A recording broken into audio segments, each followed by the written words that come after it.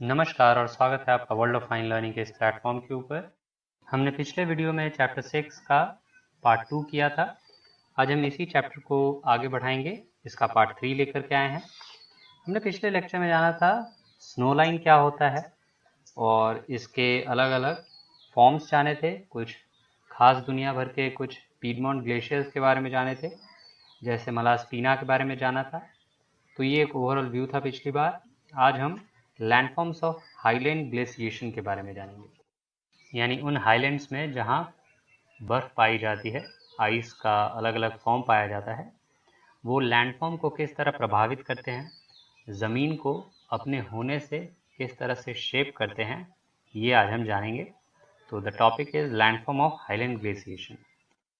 तो ग्लेशिएशन यानी जो आइस के द्वारा जो एक्टिविटी होती है, बर्फ़ के द्वारा जहाँ भी वो होते हैं उनके द्वारा जो मूवमेंट है या जो भी अदर उनका उनका प्रेशर है ज़मीन पे, जो भी ऐसा कोई इफेक्ट है, that is called as glaciation. तो ग्लेशिएशन आमतौर पे इरोजनल फीचर्स बनाता है, इरोजनल एंड डिपोजिशनल।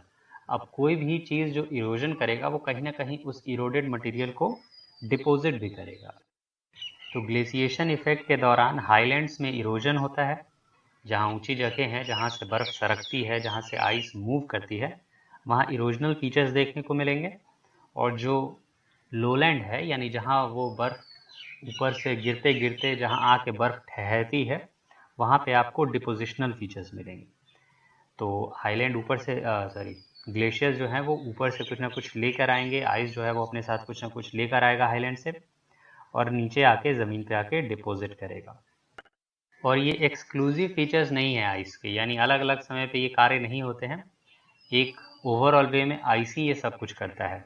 आइस ही जो है वो इरोड भी करेगा अपने साथ, आइस ही जो है वो उस इरोडेड मटेरियल को ट्रांसपोर्ट भी करेगा, और आइस ही जो है जहाँ रुकेगा वहाँ उसे डिपॉजिट भी कर देगा। तो ये ओवरऑल एक इंक्लूसिव फीचर है, न कि एक्सक्लूसिव फीचर है। अब जो ग्लेशियर्स हैं वो जिस वैली में फ्लो करती हैं उसको इरोड करती हैं through plucking and abrasion. Plucking effect आप वहाँ देखिएगा जहाँ की ग्लेशियर इन मूवमेंट है और जो ज़मीन है वो थोड़ी अनइवन है। तो in that case heavy ice जो मूव करेगा वो अनइवन ज़मीन को फ्लैटन आउट करेगा और अपने साथ जो भी मटेरियल है वो उसको प्लक करके आगे लेके जाएगा। तो प्लकिंग के दौरान जो ग्लेशियर काम करता है वो it freezes the joints and beds of the underlying rocks. तो जो अंडरलाइंग रॉक है उसके जॉइंट्स, अगर कोई ऊपर निकला हुआ हिस्सा है या कोई अनइवन हिस्सा है, उसको पहले तो फ्रीज करेगा और फिर बाद में उसको अपने साथ उखाड़ के ले जाएगा। So this is how they do plucking. अब अब्रेजन कैसे करता है? अब्रेजन का मतलब होता है रगड़ना। तो रगड़ने का काम कैसे करता है? तो वो अपने साथ इतना सारा मटेरियल लेके आगे बढ़ रहा है इन द रास्ते में बहुत सारा मटेरियल जो उसने अपने साथ उठाया, तो वो जो भी डेब्री है वो आइस के नीचे वाले हिस्से में जमा हुआ होता है, आइस के साथ फ्लो कर रहा होता है, आइस उसको अपने साथ रगड़ के लेके जा रही होती है। तो आइस जब उसको लेके जा रही है तो वो भी अपने नीचे की ज़मीन को वैसे ही रगड़ता है। So the debris which is carried by the glacier वो असल में स्क्रैच करता है, स्क्रेप करता है और साथ में वैली को पॉलिश भी करने का काम करता है। एक स्क्रैच मार्क भी देखिएगा and it's very nicely polished also. With the time regular movement के दौरान एक बेहद स्मूथ सरफेस क्रिएट हो जाता है due to plucking and abrasion. Plucking में तो एक वो उखाड़ने का काम करता है, but thereafter in the process of abrasion it polishes the area through which it flows, and also the scar marks is always there, क्योंकि काफ़ी बड़े बड़े बोल्डर्स होते हैं वो वहाँ फ्लोज को रगड़ने का काम करते हैं। तो स्कार मार्क्स तो वहाँ रहेंगे ही एज आफ्टर इफेक्ट। प्लकिंग के दौरान जो बड़े बड़े एंगुलर टुकड़े जो कि ग्लेशियर अपने साथ लेके आगे बढ़ रहा होता है, वो ज़मीन में काफ़ी डीप स्क्रैचेस बनाते हैं।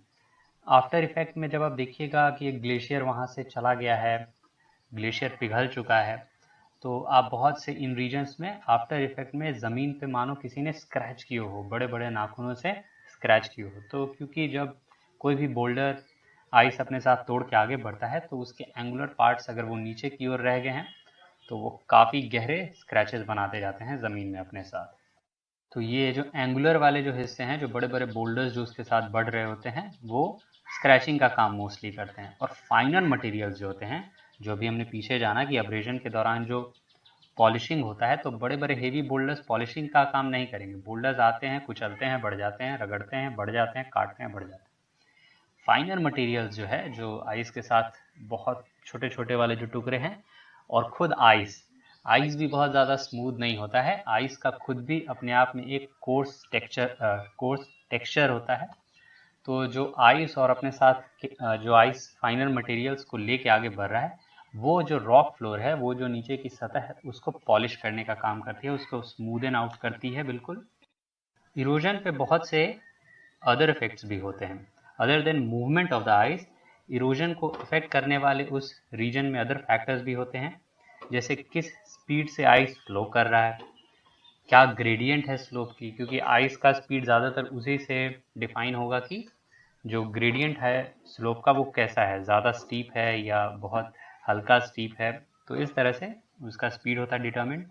साथ में जो ग्लेशियर का वेट है वो कितना है, वेट एकम्प्लिश कर देता है स्पीड को, ज़्यादा वेट स्पीड बढ़ा देता है वजन के कारण। साथ में आइस का टेम्परेचर क्या है और जियोलॉजिकल स्ट्रक्चर उस जगह क्या है।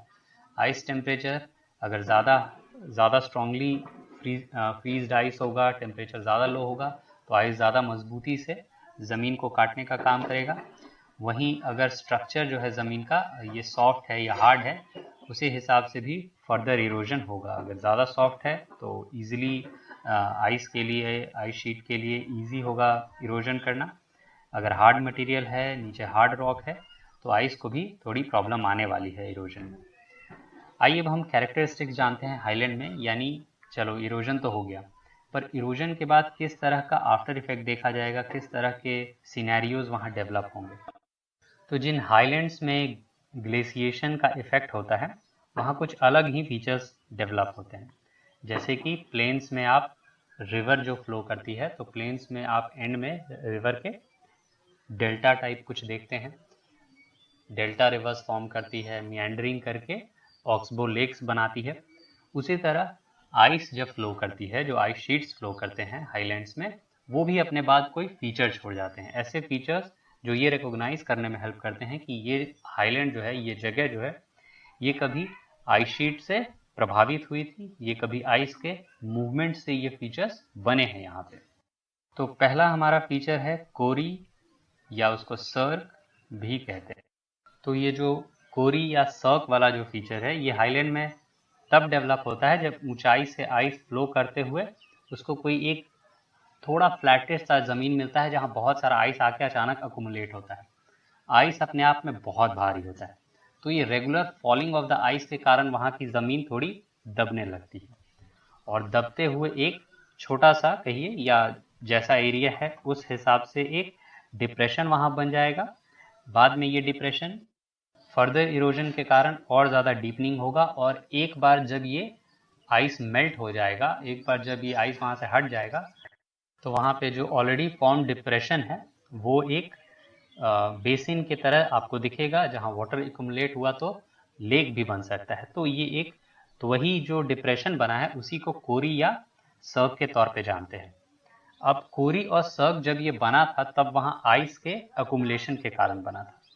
तो इस डिप्रेशन में जो बर्फ जमा होगा, इस डिप्रेशन में जो आइस आपको मिलेगा, उस आइस को नीव या फॉन कहते हैं।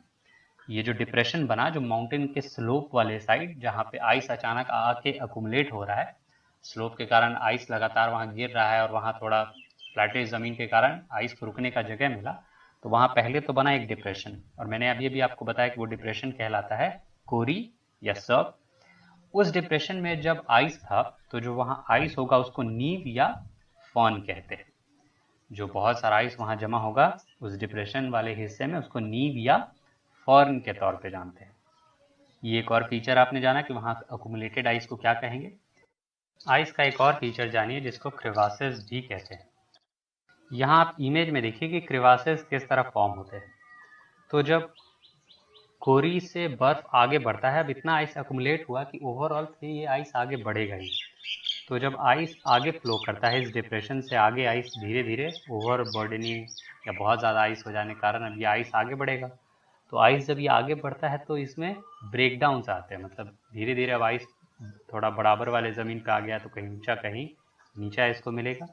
तो ये जो आइस शीट्स हैं, ये जो ग्लेशियर्स हैं, जब ये आगे बढ़ते हैं तो इसमें छोटे छोटे ब्रेक्स आते हैं ऊपर नीचे होने से। जब कुछ जैसे आपके वायर्स, ईयरफोन या फिर हमारे जो चार्जर के वायर्स होते हैं वो लगातार मूवमेंट के कारण ब्रेकडाउन होते हैं, एक तरह से टूटने लगते हैं, उसी तरह ये आइस भी इस लगातार मूवमेंट के कारण ज़मीन में अनइवननेस के कारण ऊपर में एक ब्रेकडाउन दिखता है और बड़े बड़े गड्ढे से बन जाते हैं। ये जो गड्ढे जैसे दिखेंगे इसी को क्रेवासेस कहते हैं। मेनी टाइम्स लोग इसी में, जब आप आइसी रीजन्स में हैं और वहाँ पे इस तरह का कोई ग्लेशियर है तो बहुत से लोग क्रेवासेस में ही गिरते हैं और many times they die due to their fall. पर इस क्रेवास से भी बड़ा एक क्रेवास है और उसको बर्गशंड कहते हैं। एक और नया टर्म बर्गशंड। जब बहुत ज़्यादा आइस अक्यूमुलेट हो जाए, जैसे कि यहाँ आप फिर से इमेज में देखिए कि जो कोरी है वहाँ पे बहुत सारा आइस डेवलप हुआ और माउंटेन का वो साइड जो बहुत स्लोपी है और लगातार आइस गिरने से वो स्लोप और कटता जाता है, बर्फ अपने साथ उसको और काटता जाता है, तो वो स्लोप बढ़ता ही जाता है।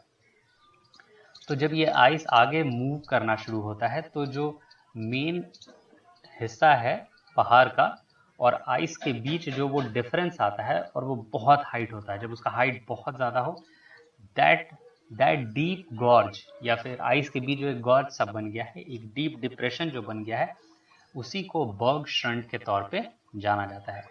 इसमें लोग ज़्यादा गिरते हैं क्रेवासेस के कंपैरिजन। क्रेवासेस में मेनी टाइम्स छोटा और बड़ा हर तरह का क्रेवास हो सकता है, पर बर्गशंड काफ़ी बड़े होते हैं। इनको आप एक केव सिस्टम के तौर पे देख सकते हैं, ऊपर से इतना गहरा लगता है मानो अंदर कोई गुफा होगी, ऐसा एक व्यू पूरा आता है। तो अगर आप बर्गशंड में गिरेंगे तो मतलब आईसी रीजन्स में अगर आप बर्गशंड में गिरते हैं तो बचने के चांसेस काफ़ी कम हो जाते हैं। पहले तो आपको गिरने के प्रोसेस में चोट ही बहुत ज़्यादा लगती है, उसके बाद रीजन भी ऐसा होता है कि एक्सट्रैक्शन बहुत मुश्किल होगा और many peoples die in if they get in the fall. अब मैंने आपको पीछे बताया ही था कि कोरी जहाँ बनता है वहाँ एक डिप्रेशन हो जाता है। अब जब आइस इस डिप्रेशन से मेल्ट हो जाएगा तो यहाँ एक लेक बन जाएगा और इसको कोरी लेक या टार्न भी कहते हैं। तो ये कुछ टर्म्स हैं, आप याद रखिएगा। मैंने आपको अभी भी कोरी और सर्ग बताया, क्रेवासेस बताएं और बर्गशंड बताया। यहाँ जो आइस जब मेल्ट हो जाएगा तो जो कोरी का डिप्रेशन है वहाँ जो पानी रहेगा उसको कोरी लेक या टार्न के तौर पे भी जानते हैं। आइए अगले टर्म्स जानते हैं जिसको एरीट या पिरामिडल पीक भी कहते हैं। जब आप आईसी रीजन में जाते हैं तो वहाँ जो ऊंचे ऊंचे माउंटेन्स हैं उसके पीक्स को आप काफ़ी नुकीला देखिएगा। वो आइस के लगातार कटिंग के कारण वो काफ़ी ज़्यादा नुकीले शेप ले लेते हैं वो पीक्स।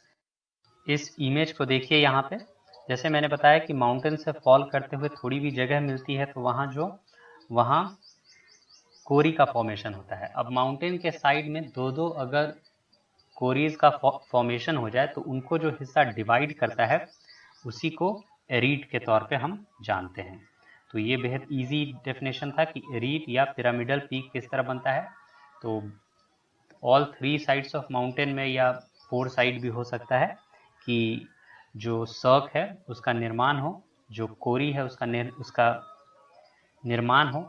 तो ये जो 3-4 सर्क्स या कोरीज जो बनेंगे इनको जो हिस्सा डिवाइड करेगा उसी को एरीट के तौर पे जानते हैं। वो जो ऊपर उठा हुआ हिस्सा है जो एक सर्क को दूसरे सर्क से अलग कर रहा है, that very piece which remained even after erosion by the ice, जो साइड में जो इरोजन हुआ और उस इरोजन के कारण जो सर्क बना, उन दो सर्क के बीच जो हिस्सा बच गया है, जो कॉनिकल है, जो थोड़ा उठा हुआ है, उसी हिस्से को एरीट या पिरामिडल पीक के तौर पे जानते हैं। पिरामिडल पीक तो ओवरऑल पूरा पीक हो गया, पर वो जो स्पेशली जो उठा हुआ हिस्सा है जो एक पूरा लाइन गया हुआ है उसी को आमतौर पे एरीट के तौर पे जाना जाता है। यहाँ आप इमेज में भी देखिए, आपको क्लियरली समझ में आएगा। और फिर जब इन्हीं ह्यूज आइस मासेस के मूवमेंट के कारण जब ये पहाड़ को छोड़ते हैं तो पहाड़ और इन ह्यूज आइस मासेस के बीच जो बहुत बड़ा डिप्रेशन वाला गैप आता है उसी को बर्गशंड के तौर पे जानते हैं। तो ये बर्गशंड, एरीट, कोरी लेक, क्रिवासेस, ये सब हो गया। अब आइए यू शेप्ड ग्लेशियल ट्रफ पे आते हैं। हाईलैंड वाले एरियाज में आपको ये एक और फीचर देखने को मिलता है, यू शेप्ड ग्लेशियल ट्रफ्स। ये क्या होता है कि जब आइस आगे बढ़ रहा है किसी भी वैली से, तो वो उस वैली को काटेगा।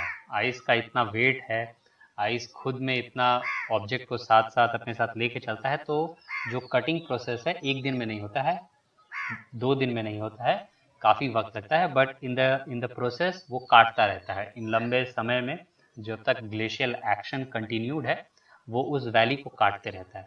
उस वैली को काटते काटते वो बहुत अच्छे से राउंडिंग सा शेप दे देता है ज़मीन की ओर।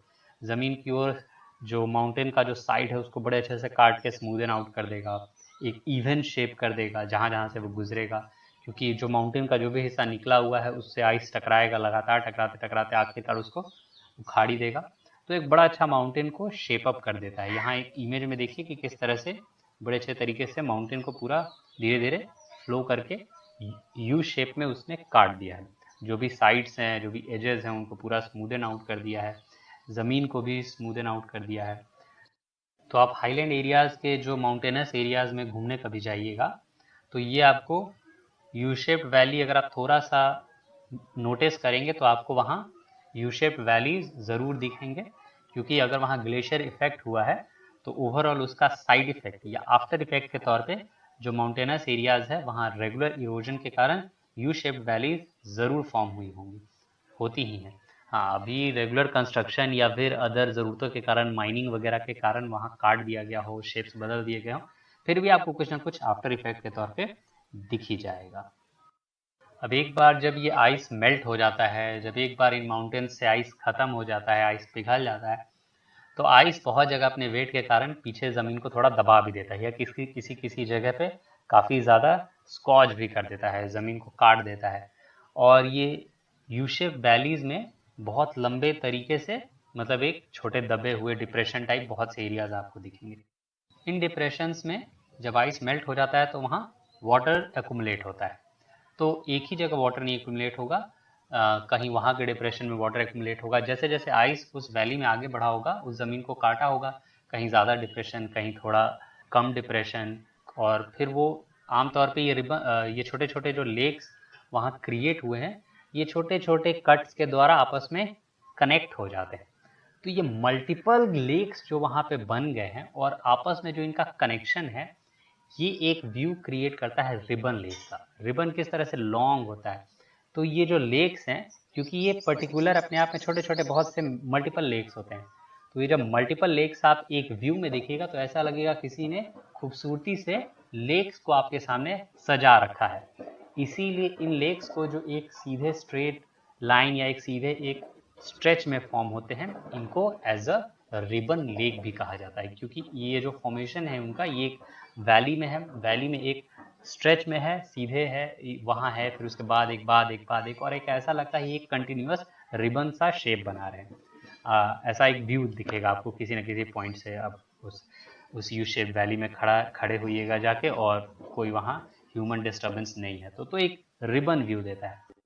अगला है हैंगिंग वैलीज। अब हैंगिंग वैलीज क्या होता है, तो जो ये यू शेप्ड वैली बना, अभी जो बहुत सारा आइस जो है वो बहुत बड़ा एक वैली क्रिएट किया, इस वैली में भी बहुत से छोटे छोटे माउंटेन के छोटे वाले वैलीज कनेक्ट होते हैं। अब ये छोटे वाले जो वैलीज हैं, ये आमतौर पे उतना इसमें अंडर कटिंग तो हुआ नहीं जितना कि बड़ा वाला जो मेन वैली है, जहाँ हर जगह से आइस अकुमुलेट हुआ और फिर उसने माउंटेन के पूरे रीजन को काटा, तो उनके कंपैरिजन यहाँ कटिंग जो है वो होती है थोड़ी कम। और आप यहाँ देख सकते हैं कि किस तरह माउंटेन के आसपास से जो छोटे छोटे वैलीज हैं, वो जो मेन बड़ा वाला जो वैली क्रिएट हुआ है उसमें आके कनेक्ट हो रहा है। ये इमेज में आप देखिए, तो ये उतना अंडर कटिंग नहीं होने के कारण मेन वैली से थोड़ा ऊपर रह जाता है, और इसीलिए इसको हैंगिंग वैली कहते हैं, क्योंकि आखिरकार इसमें जो भी आइस है या जो भी वाटर है वो आके मेन वैली में गिरेगा, पर ये ऊंचाई से गिरेगा, तो एक वाटरफॉल का भी यहाँ व्यू आ जाता है। और इसीलिए इन वैलीज को, जो कि मेन वैली से सीधे कनेक्ट नहीं हुए हैं, ये थोड़े आसमान में है, थोड़ी ऊंचाई पे है, और जिस कारण इनको हैंगिंग वैली का नाम दिया जाता है। हमारा अगला टॉपिक है rock basin and rock steps. अब रॉक बेसिन क्या है, तो जो मैंने अभी पीछे बताया कि जो आइस जो है वो लगातार मूवमेंट के कारण कहीं ज़मीन को ज़्यादा काटता है, कहीं कम काटता है। ये डिपेंड कर सकता है कि वहाँ का जो स्ट्रक्चर है वो कैसा है, कहीं हार्ड रॉक है या कहीं सॉफ्ट रॉक है। सॉफ्ट रॉक वाले रीजन में कटिंग जो है वो ज़्यादा होगा कंपेयर टू हार्ड रॉक वाला रीजन, और जहाँ ज़्यादा बर्फ अकुमुलेट हुआ है वहाँ डिप्रेशन भी ज़्यादा होगा। तो ये डिप्रेशन और कटिंग के कारण रॉक वाले रीजन में या रॉकी रीजन में मल्टीपल लेक से फॉर्म हो जाते हैं। इसी को रॉक बेसिन के तौर पे जानते हैं। तो मल्टीपल बेसिन्स और बेसिन्स के क्रिएट होने के कारण रॉकी रीजन है, तो रॉक बेसिन के तौर पे जाने जाते हैं, और ये आइस के मूवमेंट के कारण होने चाहिए। उसके बाद रॉक स्टेप्स हैं।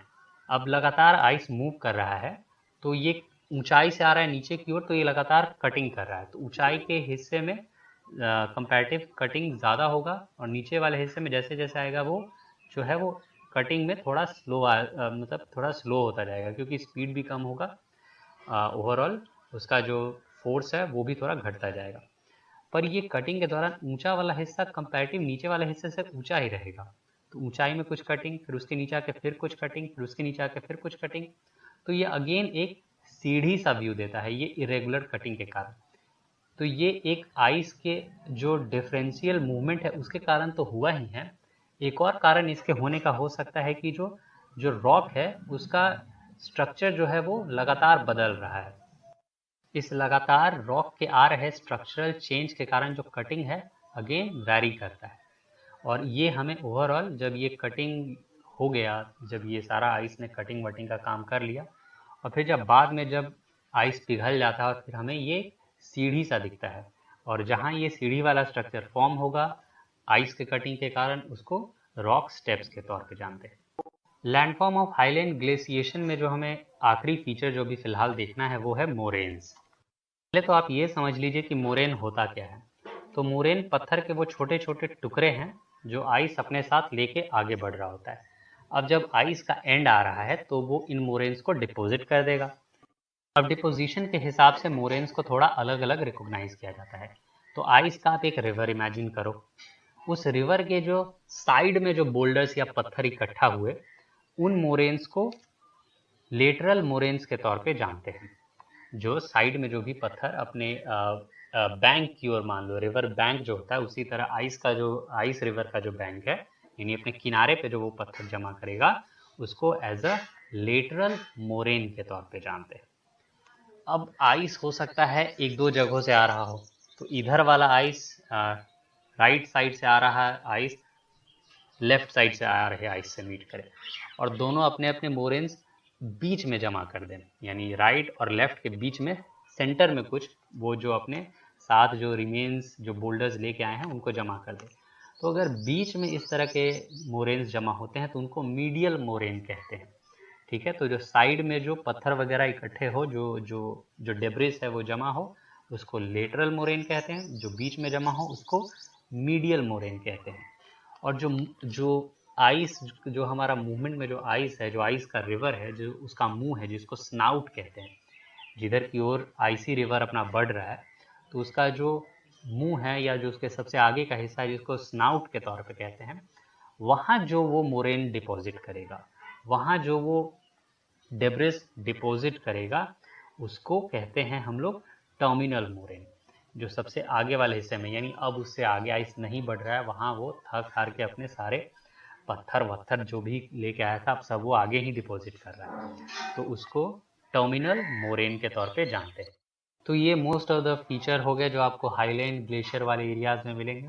मिनी टाइम्स ऐसा होता है कि ये जो हाईलैंड है ये नेक्स्ट टू ओशियन होता है। तो अगर ये जो आइस सी है, ये जो हमारा पूरा का पूरा ग्लेशियर है, ये सीधे जाके समुंदर में गिरता है। तो जब ये आइस सी या ये जो ग्लेशियर है ये समुंदर में ड्रॉप होगा तो ये अपने पेरेंट से यानी पीछे वाले पूरे रिवर से टूट जाता है और ये आइसबर्ग्स का निर्माण करते हैं। तो मेनी टाइम्स ये आइसबर्ग भी अपने साथ बहुत सारे स्टोन बोल्डर्स अपने अंदर स्टोर किए हुए रहते, क्योंकि रास्ते में ये तोड़ते जा रहे हैं, तो ओवरऑल आइस के स्ट्रक्चर में वो स्टोन घुसा हुआ है, जहाँ मेल्ट होगा वहीं उसको गिराएगा। तो ये आइसबर्ग्स जो हैं ये सी में भी डिपोजिशन का काम करते हैं। तो किस तरह से ज़मीन से होते होते हम लोग समुद्र पे पहुंच गए, ये हमारा आज का काम हो गया। हम मिलते हैं अगले पार्ट में, चैप्टर 6 के, वो फाइनल पार्ट ही होगा। वहाँ हम बाकी का रिमेनिंग पार्ट ऑफ इस चैप्टर को कर लेंगे, जहाँ जहाँ लैंडफॉर्म्स ऑफ ग्लेशिएटेड लोलैंड्स के बारे में जानेंगे। अभी हम हाईलैंड्स के बारे में जाने, वहाँ हम लोलैंड्स के बारे में जानेंगे। और ह्यूमन एस्पेक्ट क्या है, ह्यूमन एस्पेक्ट किस तरह से इन जगहों से जुड़ा हुआ है, बस एक उसके साथ ये चैप्टर ख़त्म करेंगे।